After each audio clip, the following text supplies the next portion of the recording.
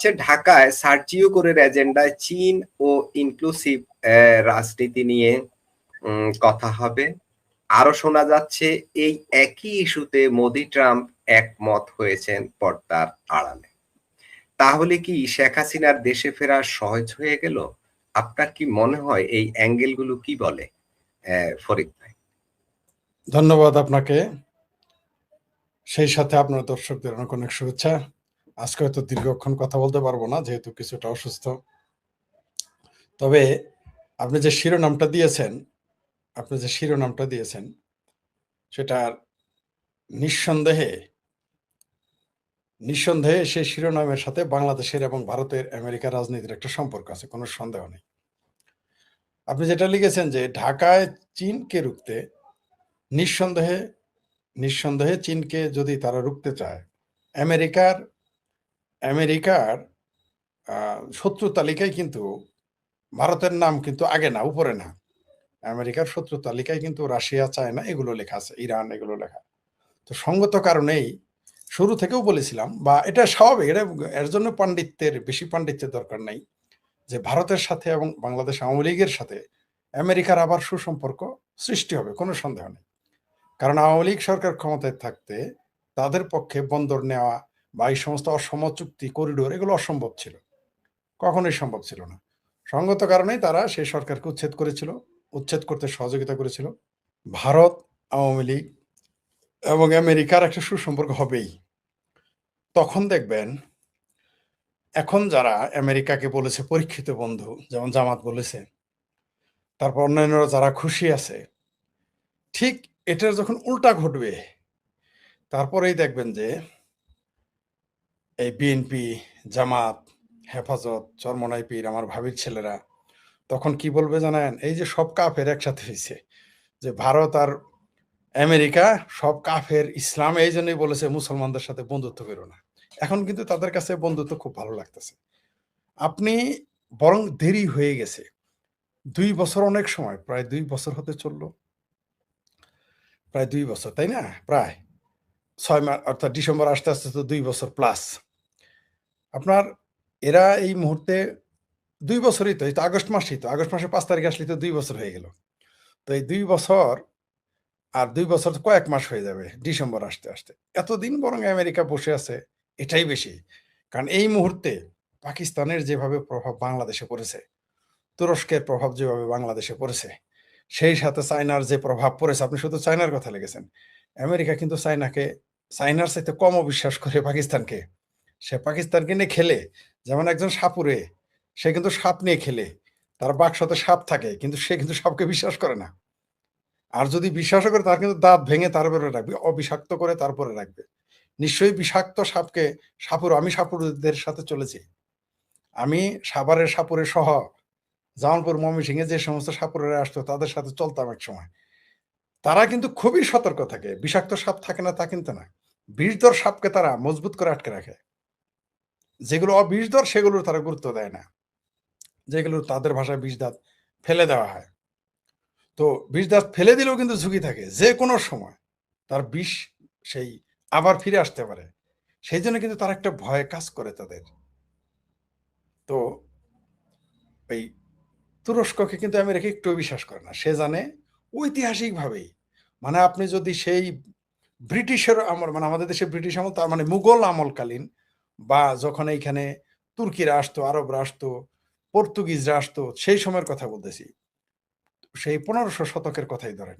তখনও কিন্তু, যতদিন ভারত মহাসাগরের রাস্তাটা আবিষ্কার না হয়েছিল, ততদিনও কিন্তু তুরস্ক ডাবল গেম খেলেছে, সেই সময় থেকে এখনো খেলে। সব তাদের যায় নাই। তুরস্ক নিজেও ডাবল এজেন্ট, পাকিস্তান নিজেও ডাবল এজেন্ট। পাকিস্তান ইরানের না সৌদি আরবের, আমেরিকার না কারো, তুরস্কের বোঝা বড় মুশকিল। তুরস্ক তাই, এটা তারা বিশ্বাস করে, এটা তারা জানে যে এরা ফ্রড, যে কোনো সময় ফ্রডিং করতে পারে। রাশিয়া কিন্তু জানে যে তুরস্ক যে কোনো সময় ফ্রডিং করবে, কিন্তু সবাই তুরস্ককে ওই যে সাপুরে যেমন সাপকে ইউজ করে ওইভাবে ইউজ করে। তো রইল বাকি চায়না। তো এখন একদিকে এই বাংলাদেশটা যদি এখন তুরস্ক এবং পাকিস্তানের আন্ডারে চলে যায়, অলরেডি গেছে, এইখানে যদি মৌলবাদ মাথাচাড়া দিয়ে ওঠে, মৌলবাদ মাথাচাড়া দিয়ে উঠলে কার ক্ষতি বেশি হবে? সবার আগে ইউরোপ আমেরিকার ক্ষতি হয়, আমরা সেটা দেখেছি কিভাবে। তাদের লাভও হয় কিছু কিছু ক্ষেত্রে দেশ আক্রমণের জন্য, কিন্তু লসও তো হয়। টুইন টাওয়ার কখন ভেঙেছে? যখন মৌলবাদ মধ্যপ্রাচ্যে আফগানিস্তানে বেড়ে গিয়েছিল তখন না টুইন টাওয়ার ভেঙেছে। তো আজকে যদি বাংলাদেশে এখন মধ্যপ্রাচ্যে, কিন্তু সারা মধ্যপ্রাচ্যে মানুষের সংখ্যা কত, আর বাংলাদেশে মানুষের সংখ্যা কত? আর বাংলাদেশের মানুষগুলো যদি জঙ্গি হয়ে যায় তাহলে এগুলো বিপজ্জনক অবস্থা কার উপরে গিয়ে পড়বে? ইউরোপের উপরে। দিন শেষে দিন শেষে গিয়ে আমেরিকার উপরেই পড়বে, ভারতের উপরও পড়বে, কোনো সন্দেহ নেই, ভারতের উপরে তো পড়েই আছে। তো এরা তখন কি করবে? হ্যাঁ, ঠিকই বলেছেন, আমার বিশ্রামে থাকার কথা। ওই যে আজকে একটাই লাইভে, এই একটাই, ওই যে বিড়ালের স্বভাব আছে না, খাটাইশি স্বভাব আছে না, কয় আর আর আর আর উলু খাবো না গো, আর উলু খাবো না। তারপরে যখন তার একটু ভালো লাগে তখন বলে উলু খাই বাসি।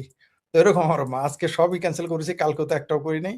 আজকে এই যে একটা একটা হয়তো, মানে তাও তো বুঝতে পারতেছেন যে আমার সমস্যা হচ্ছে, আপনারা কিছুটা বুঝতে পারতেছেন আমার কথা বলতে।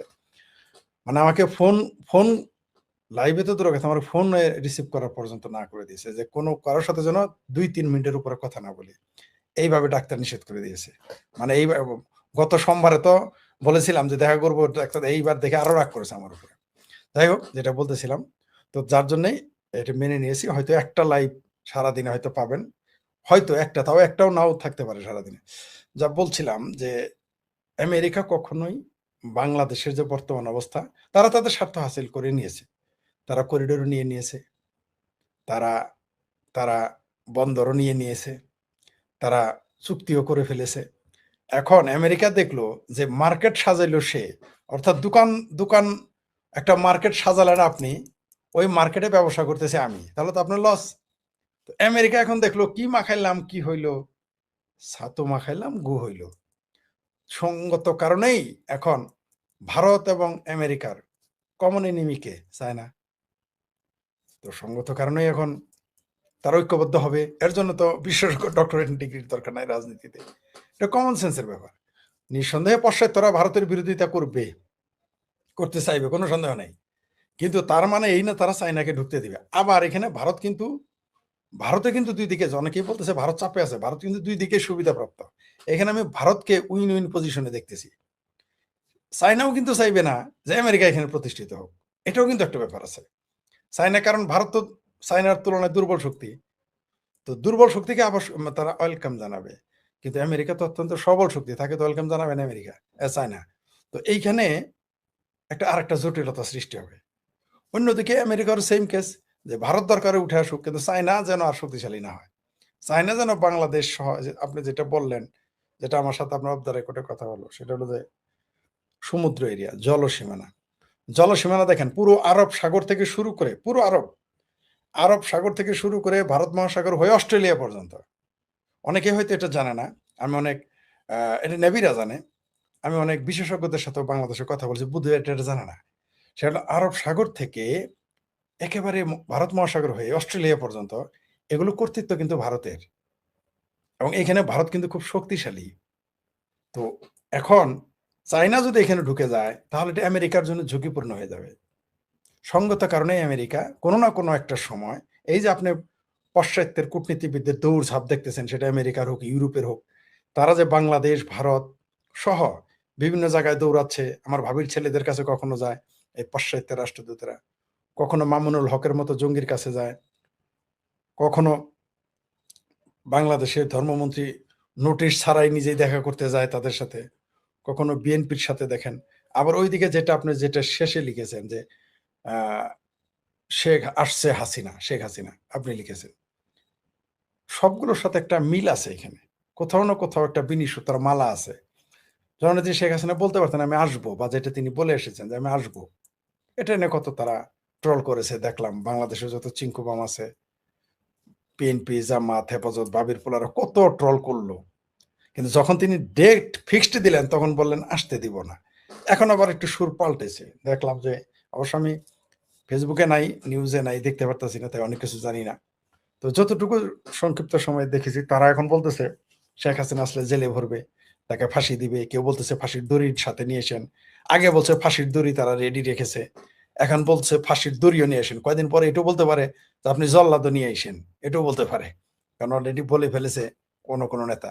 তো জননেত্রী শেখ হাসিনা কিন্তু আসলে দড়ি নিয়ে আসবেন, জল্লাদও নিয়ে আসবেন। কাদের জন্যে? যারা জুলাই সন্ত্রাস ঘটিয়েছে, যারা মনে করতেছে জননেত্রী শেখ হাসিনা এইখানে ফাঁসি নেওয়ার জন্য আসতেছেন, আত্মসমর্পণ করার জন্য আসতেছেন। কোনো একজনকে কার যেন লেখা আমাকে দেখলাম একটু একসময়, হঠাৎ করে নজরে পড়ল যে তিনি আসলে নাকি খালেদা জিয়ার মতো জেলে থাকবেন। খালেদা জিয়া আর শেখ হাসিনা এক না। ওই বিএনপি কে সিগারেটের বাইরে বের হতে পারে নাই বলে শেখ হাসিনাকে আটকানোর পরে আওয়ামী লীগকে সিগারেটের মধ্যে থাকবে না। যতই তোমরা আওয়ামী লীগের অফিস দখল করাই করো, সেনাবাহিনী ব্যারাকে ফিরে গেলে, সেনাবাহিনী ব্যারাকে ফিরে গেলে, এই যে একজন এখানে লিখেছেন ভারত কোথায় নিম্ন শক্তি? ভাই চায়নার সাথে তো নিচু শক্তি নাকি? চায়না তো পরাশক্তি। নিচু শক্তি বলতে কি বুঝাইছি? আপনি কি বুঝলেন এখানে? সামরিক শক্তিতে চায়নার সমান না, এটা বুঝাইছি। আর ভারত অবশ্যই তো পরাশক্তির নিচে, তাই না? সেটা বুঝাইছি ভাই। ভারতের যদি এত শক্তি থাকতো তাহলে বাংলাদেশ যেভাবে গালি দেয়, যেমন বিএনপির এত শক্তি কিন্তু ভাবির পোলারা গালি দিতে দিতে কমায় পাঠায় দিছে, তেমনি ভারতকে নিয়ে যেভাবে বলে বাংলাদেশের হাঁপানি রোগী, যক্ষ্মার রোগী, কামের লোক, কাজের লোক, তারপর রিক্সাওয়ালা, টেম্পোওয়ালা, তারপর আমার ভাবির পোলারা সহ শুরু করে যেভাবে আপনাদের গালি দিয়েছে, তারা ভারত দখল করবে, সেভেন সিস্টার দখল করবে, আপনারা কিন্তু একটা শক্ত কথা বলতে পারেন নাই। তা আপনাদের কি বলবো? আমি উষা শক্তি বলবো আপনাদের? আপনারা তো নিচা শক্তি ভাই, ভারত তো নিচা শক্তি। আমাকে যদি কেউ এসে মা তুলে গালি দেয়, বাপ তুলে গালি দেয়, আমার দিয়ে রাস্তা দিয়ে গালি দেয়, আমার যদি ক্ষমতা থাকে আমি বসে থাকবো? আমি তো শর্টকানা দিয়ে চাপা সোজা করে ফেলবো। কখন আমি কৌশল নিব? যখন আমি আসলেই দুর্বল। কখন আমি চাণক্য নীতি নিব? তখন যখন আমি আসলেই দুর্বল। সেই জন্য বলেছি ভারত তো দুর্বল শক্তি। দুর্বল শক্তি না হলে ভারতের কথায় বাংলাদেশকে, বাংলাদেশ এগুলো এগুলো যদি ভারত যদি বাংলাদেশের, ভারতের অর্ধেক ক্ষমতা ধর থাকতো বাংলাদেশ, এতদিন তো ভারত দখল করে ফেলাইতো। সেই জন্য বলছি ভারত নিশ্চয় শক্তি। আমি ভুলটা বলছি কোথায়? সামরিক শক্তিতে যদি সত্যিই এত শক্তি থাকতো তাহলে বাংলাদেশ এগুলো কথা কিভাবে বলে আমাকে বুঝাই বলেন। হয় আপনারা অবশ্যই দুর্বল, আর না হয় আপনাদের কূটনীতি দুর্বল। এটা তো মেনে নিতে হবে ভাই। সারা জীবন গালাগালি করলো আপনাদের তারেক রহমানরা, আপনারা দাওয়াত দেন নাই? তারেক রহমান কিন্তু আপনাদের দাওয়াত দেন যে নরেন্দ্র মোদীজি, অমিত শাহজি আসেন। বলছে কি বাংলাদেশ? বলে নাই, আপনারাই বলেছেন। নিশ্চয়ই ওই যে আমি যেটা ঘন ঘন বলি চাণক্য নীতি ব্যবহার না, সবসময় চাণক্য নীতির মধ্যে এইটাও আছে যে হয় যে তোমাকে ক্ষতি করতে চাইবে ওই রাস্তা থেকে তুমি অন্য রাস্তায় চলে যাবে, অথবা তাকে উপরে ফেলে দিতে হবে। দুইটাই বলেছে। তা আপনি বারবার সরে যাচ্ছেন, অর্থাৎ আপনাকে কেউ কুত্তার মতো ঘেউ ঘেউ করতেছে, আপনি বারবার পথ ছেড়ে দেন, তার মানে ওই কুকুর সরানোর ক্ষমতা আপনার নেই। সেই জন্য বলেছি, হুম, সেই জন্যই কথা বলেছি। আপনি আর চায়না তো পরাশক্তি, সে তো সুপার পাওয়ার, স্বীকৃত। ভারত তো এখন স্বীকৃত না ভাই। আপনি এত খুব কষ্ট পাইলেন এই কথা বলাতে। আমারই তো ভাই আমার লোকজন ভারতের দালাল বলে, আমারই তো নরেন্দ্র মোদীর দালাল বলে, বিজেপির দালাল বলে ভাই। আমিও তো চাই না ভারত নিচে, কিন্তু ভারত এখানে প্রমাণ করে দিয়েছে সে শক্তিতে দুর্বল। বেলুসেরা ৭৫ বছর যাবৎ ভারতের সহযোগিতা চাইতেছে। নেহরু থেকে শুরু করে এখন পর্যন্ত প্রকাশ্যে সহযোগিতা কেন করতে পারেন না? আমেরিকা তো করে, রাশিয়া তো করে, আপনারা করেন না কেন? তার মানে আপনারা দুর্বল, এটা মেনে নিতে হবে। এটা তো সত্য। এতে লজ্জা পাওয়ার কি আছে? শক্তি অর্জন করেন আরো, তাহলেই হয়ে যাবে ভাই। যেটা বলতেছিলাম এইখানে, এই যে হ্যাঁ, না কত বছর এগিয়ে আছে সেটা জানি না, কিন্তু চীন এগিয়ে আছে, অনেক এগিয়ে আছে, কোনো সন্দেহ নেই। হুম, এগুলা ভাই বললেন না, এই যে বলছেন কুকুরের জন্য মুগুর রেডি আছে, আমরা কুকুর হতে পারি, এগুলা বাজে কথা বললেন না ভাই।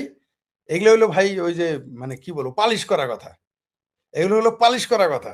আপনি মুরত নাই ভাই, এটা স্বীকার করতে আপনার তুই লাগে কেন? এগুলো বলেন কেন ভাই? কি কমেন্ট করেন ভাই? রিয়েলি মুরত নাই তাই এটা করতেছেন? রিয়েলি মুরত নাই? যাদের মুরত আছে তারা এগুলো এগুলো শুনবে না, তারা সোজা মুগুর মারবে। ভাই আপনি আসলে মুরত নাই, এটা মানতে হবে। ওই যে হত্যা করেন না, কুকুর হত্যা করবেন না, প্রাণী হত্যা না, ভালোবাসেন, এগুলো বাজে কথা, এগুলো আমাকে শিখায়েন না ভাই। আপনারা অনেক শক্তিশালী। বাংলাদেশের হিন্দুদের কথা বাদ দিলাম, এরা অন্য দেশে থাকে, এরা বাংলাদেশের তৃতীয় শ্রেণীর নাগরিক হিসেবে থাকে, যদিও তারা স্বীকার করে না, তারা নিজেরাও স্বীকার করে না, এই দেশের সরকার স্বীকার করে না। তো পশ্চিমবঙ্গ থেকে আপনারা মমতা ব্যানার্জির ক্ষমতায় থাকতে মুর্শিদাবাদ ৩টা জেলা থেকে পালাইছিলেন কেন? ওখানে তো ভারত সরকার ছিল। 90 সালে কাশ্মীর থেকে 5 লক্ষ কাশ্মীরি পণ্ডিত পালায় আসছিল কেন? আর লক্ষ লক্ষ মানুষ মারা গিয়েছিল কেন? কি করেছেন আপনারা? এখানে আইসে হ্যাঁ, এইখানে এসে উল্টাপাল্টা কথা বলেন। মানে নিজের খুব বীরত্ব দেখান। এগুলো আমাকে বুঝায়েন না। আপনি যে ভারতীয় না, আপনার সাথে আমি ভারত সম্পর্কে অনেক বেশি জানি। আমারে শিখায়েন না ভাই। ভারত সম্পর্কে লেকচার আপনার সাথে আমি 10 ঘন্টা বেশি দিতে পারবো। ওগুলো আমারে শিখায় আপনার সামরিক শক্তি, আপনাদের কূটনীতি। বাংলাদেশে যারা সবচেয়ে বেশি পড়ে ভারত সম্পর্কে, আমি তাদের একজন। বলব না যে আমি একা। আমি তাদের একজন ভাই। এগুলো বললেন না। এগুলো হয়তো বলে মনে মনে মলকলা খায়েন না। ওই বিএনপিরও খুব ক্ষমতাধর। গালি দিতে না ক্ষমতা পাঠাই দিছে। আর আপনাদের আমাদের দেশের হাঁটু ভাঙ্গা রোগী, গ্যাস্ট্রিকের রোগী, যক্ষ্মার রোগী, কথা বলতে পারে না। তারা বলে 7 সিস্টার খাইয়ে ফেলবে, আপনারা কোনো কথাই বলেন না। উত্তরই দেন না কোনো। আমি জানি যে বাংলাদেশের ভারতের তুলনায় বাংলাদেশ 50 গুণ শক্তি কম, ক্ষমতা কম, অর্থনীতি কম। বলে তো অন্তত মনে রাখবেন, যে সাপ বিষ তুলে বিষাক্ত আপনি কিন্তু ছবল দেন না, ওই সাপ দিয়ে লাভ নাই। কিন্তু যে সাপ বিষাক্ত নয়, ধরা সাপ দেখলেও কিন্তু মানুষ দৌড় দেয়।